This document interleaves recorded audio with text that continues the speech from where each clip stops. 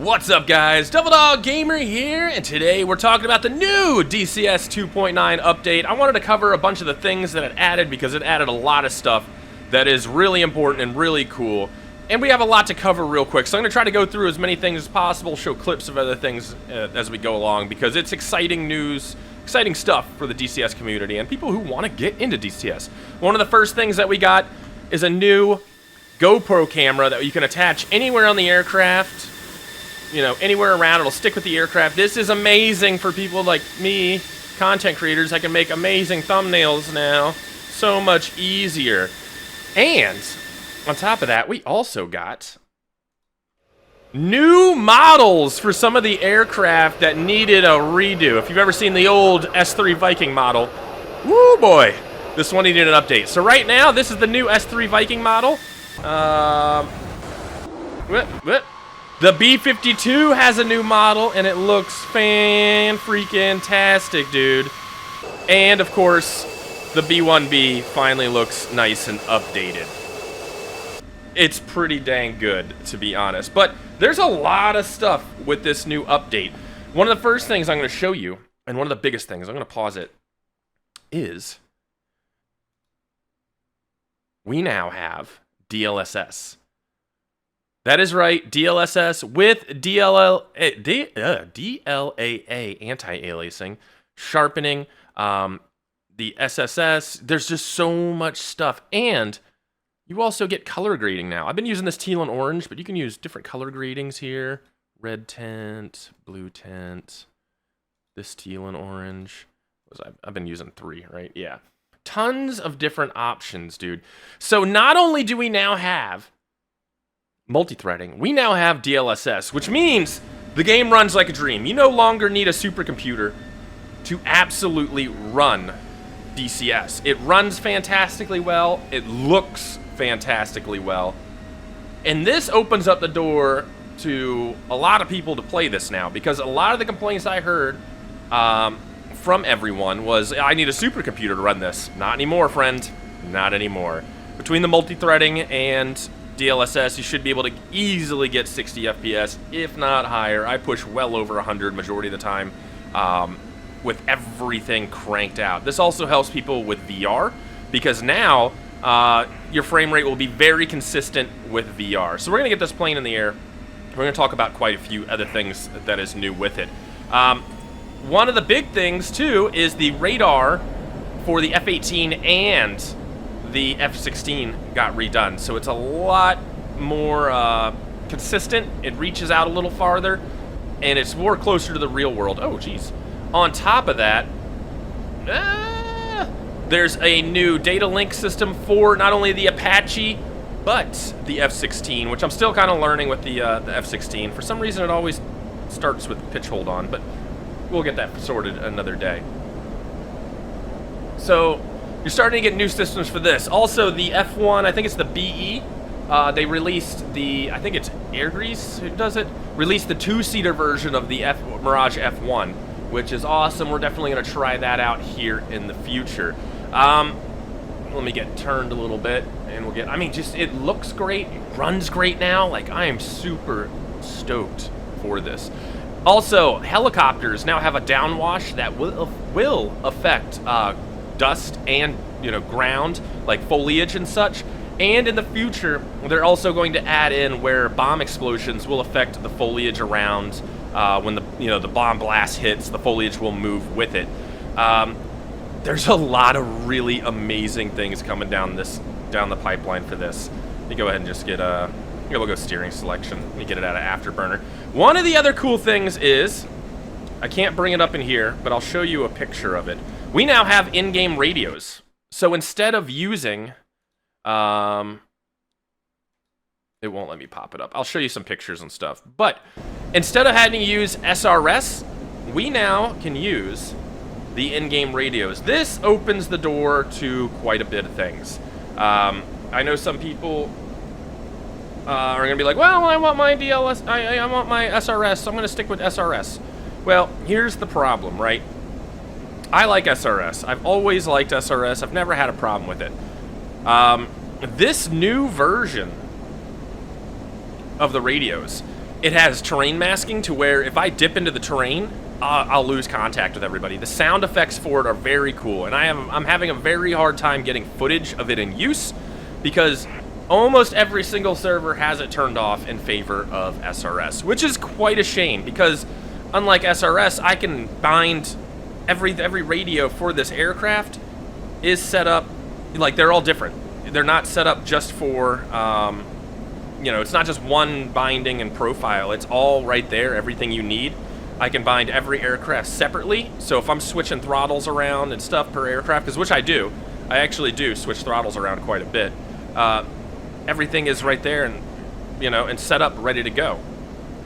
It has degradation of the radio too, and this opens up the door for a lot of things. This is why I said I really, oh man, the Tu-22's already passed by me. Spent too long on the ground.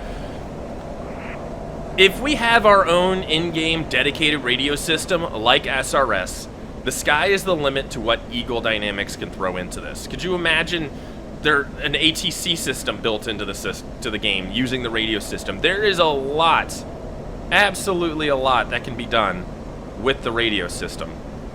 And I think a lot of people not giving this in-game radio a chance is a shame, is a crying shame, to be honest. Because it's not only going to help the development of the game. Oh, also there's new bigger dots. I don't know if you can see that here. It's one of the things they added. I can actually see these aircraft. They're about 12 nautical miles out, it looks like. But I can see them clearly as dots. As I get closer, they'll disappear. We actually need to go a little faster, too. Why did my landing gear go down? Wild.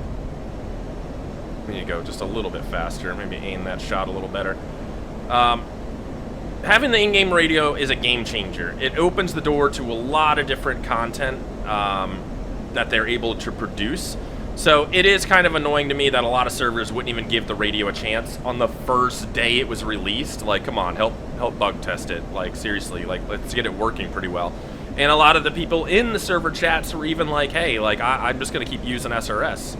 And I'm like, you know, it is what it is, I guess. But I think more people will embrace it in the future. We'll just go ahead and fox that guy and get wrecked, sir. Get wrecked. And let's get your friend over here, too. And let's get your friend over here, too. Should probably just get into a better heading for these guys, because these missiles are really pulling some G's right here, baby.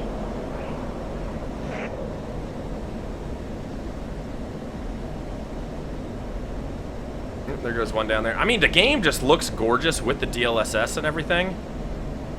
It just looks fantastic. He's about to get clapped, aren't you, bud? Oh, he's flaring, like that's gonna help you. Maybe it actually did.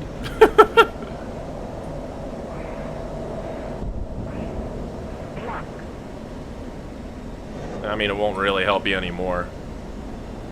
It just looks fantastic. I feel like I'm missing a bunch of other new things that they added. I mean, I'll put the changelog down in the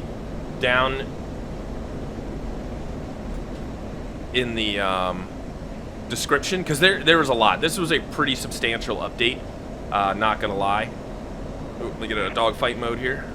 Also, I've been falling in love with the F-16 again, if you haven't noticed.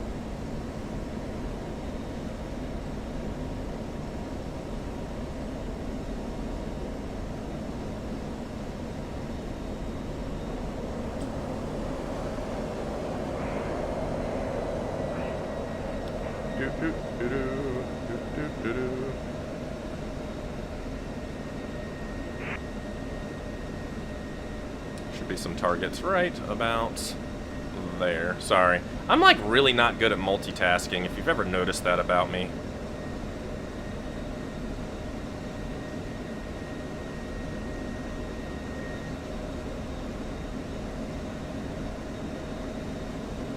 One away.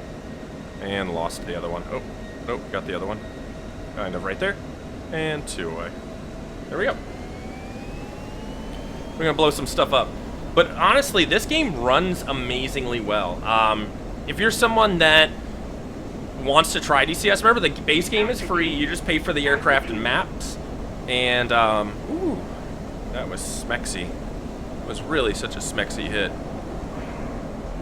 I highly suggest, everyone's usually saying, like, hey, the thing that really kind of gets me off is the performance. Like, I'm not going to try it because I need a really good computer. Now you can try it for free, by the way. See what the performance is like for yourself. You need the open beta variant of it, which I'll put the link in the description of that also. And there are aircraft for you to fly that aren't clicky cockpit. If you're looking for peripherals, Sci-Tech X52 or X56 is an amazing, cheap way to start before you start getting into the expensive stuff. And then a track IR or free track is another perfect way. Now's the time to really get into DCS. There is some amazing things coming down the pipeline. The F4E's coming soon, CH-47 Chinook, F4U Corsair. There's a ton of aircraft on the way with a ton more waiting in the hopper to get leaked as soon as they are ready to be shown. But I tell you what, man, I think this update's amazing. It's done amazing stuff. I mean, look at the forest now. All the trees have like shadows and stuff. They look great. It runs great. I just wish more people would pick up on the radio and start using the radio more, because the sound effects on it are amazing. The way it works is amazing, but if nobody's really using it, I can't really show it off, which is kind of the sad part about it. But DCS is definitely one of my favorite games, and Eagle Dynamics has done an amazing job on this update. And I'm really excited for it to keep growing and for this game to be more popular than ever, now that it's more reachable to the masses, now that you don't need a supercomputer to run it. But I want to know what you guys think about this update. Do you think everything on it is amazing? What do you want to see next for DCS? Are you willing to give it a try now that it has multi-threading and DLSS? Let me know down in the comments below. Talk to you guys later. Peace.